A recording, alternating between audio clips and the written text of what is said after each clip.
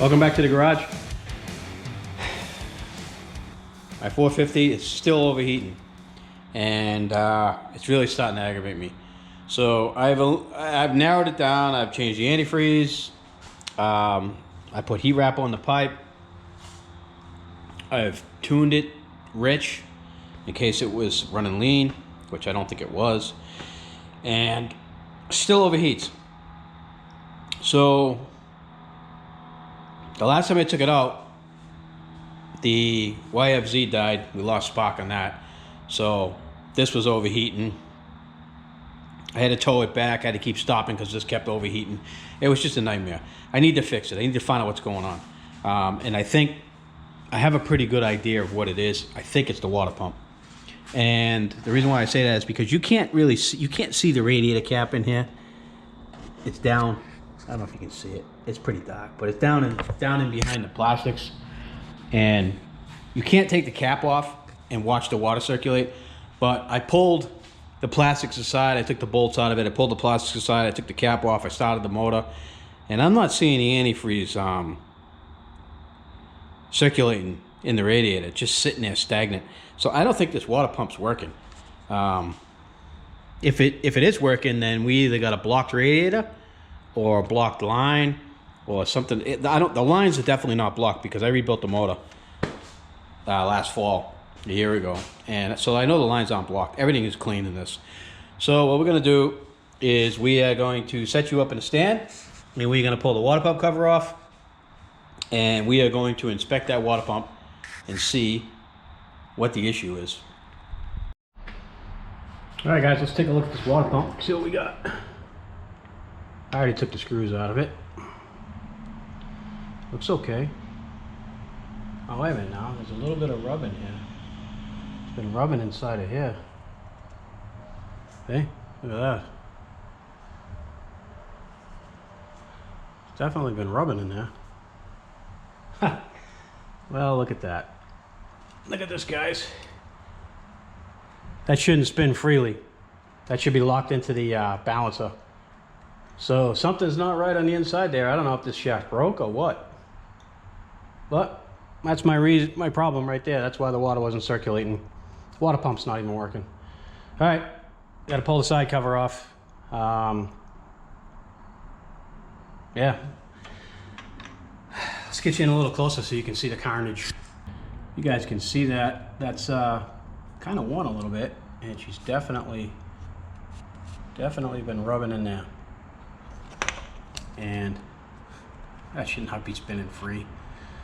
So let's rip it apart. I guess I gotta take that radiator hose off, take the brake pedal off. I hope I can get this side cover off without taking the motor out. When I did the side cover, the motor was on the bench. But it looks like if I take the brake pedal off, yeah, I'm gonna have to remove the brake light switch. Looks like there's a bolt there. I should be able to wiggle it out at that point. All right, I'm gonna pull it off, come back when I'm done.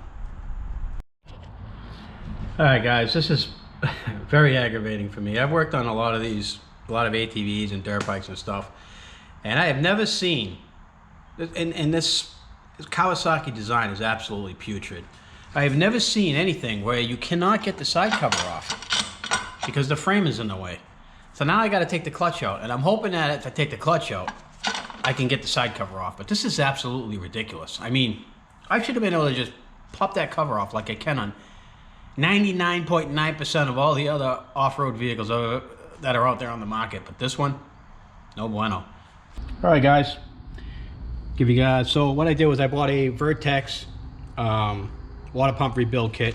It comes with the side cover gasket, the water pump gasket. It came with the seals, the two barons, and a new clip. What happened is the clip came off. You can see that it's oversprung. It came off because you can see how, well, you can't. I don't know if you guys can see how much tighter that clip is. And now there's no up and down play in this water pump at all now. It's nice.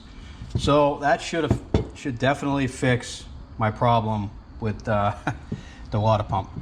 So I'm gonna put it all back together, and I'll break in once I get this side cover on, show you guys the water pump.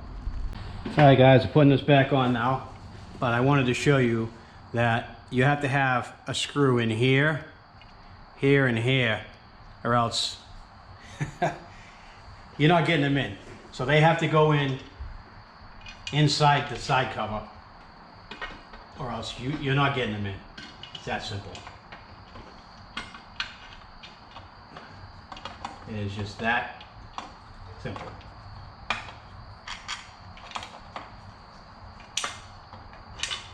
And it still isn't easy.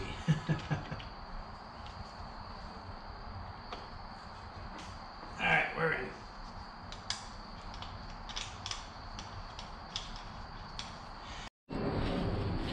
All right, let's throw the clutch in now.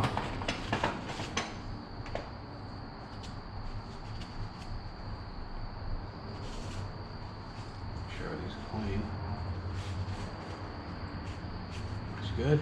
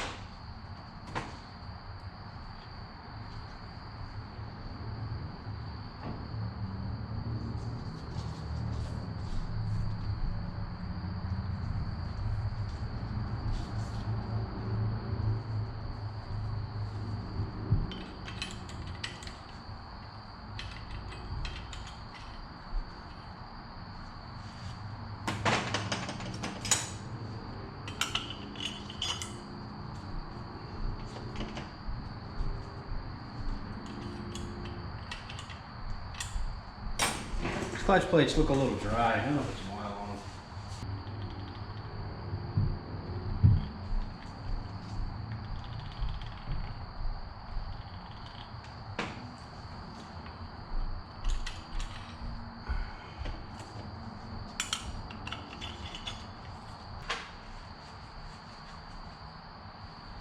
The lock nut back on.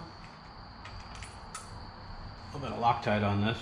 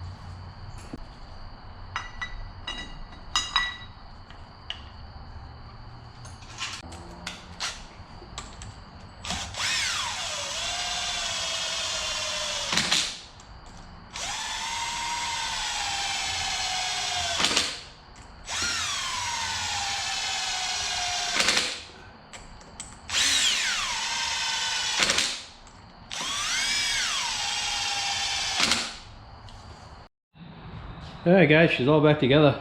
I don't have any leaks. Everything's good. I didn't record it, but I don't like reusing gaskets. Unfortunately, the gaskets they gave me with this set are not the right ones. The side cover gasket and the water pump gasket were wrong. And as you can see here, it does say that it's a water pump rebuild kit for a KFX450R 88 to 89. It's also for an Australian 18 to 19, and it fits a KX450 06 to 09. I don't know what these gaskets go to, but they do not go to this engine. So I had to reuse the gaskets. The gasket on the water pump was completely destroyed. Luckily, I had one in my pots, so I was able to use that. That was used as well. So I put gasket maker on it, and it doesn't seem to be leaking.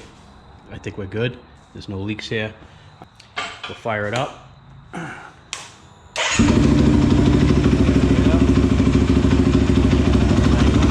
any leaks?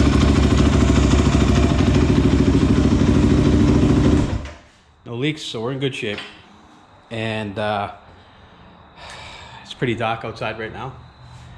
I'm going to take it off the lift, get it all set, and tomorrow we're gonna go riding. I'm gonna video it. So what might seem like a couple of seconds to you is gonna be probably 12 hours. But all right, let's load this stuff up, go for a ride.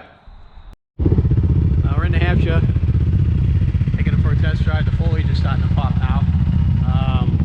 Show you guys real quick the trail system that we're on. This used to be an old railroad track, so it's not the most exciting to ride because it's pretty much straight and flat because it's an old railroad bed, but it goes for like 18 miles, so it's not too shabby. All right, the bikes are running, and let's get some videoing going. The wife's on the 450. She's ready to go, and hopefully we won't have any issues today. Well, let's get to it.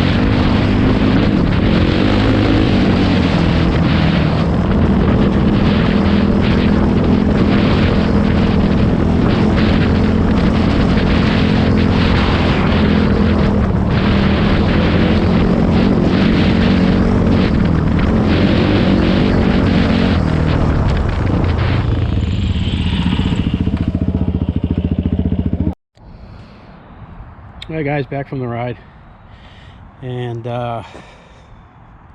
overheating problem's fixed. It was the water pump the whole time, and the thing absolutely rips, and it is awesome.